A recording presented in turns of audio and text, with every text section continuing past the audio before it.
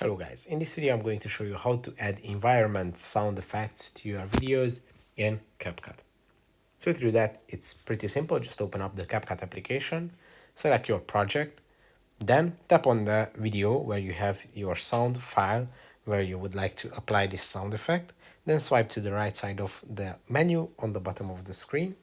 And the fourth option from the right is going to be audio effects. You just have to tap on it, and the environment effects are going to be the the third option on the bottom.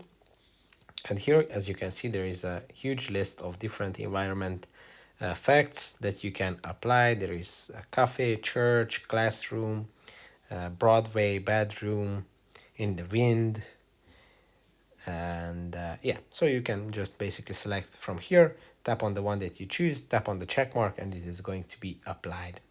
I hope this video was helpful for you. If it was, please consider sending a super thanks donation. Bye bye.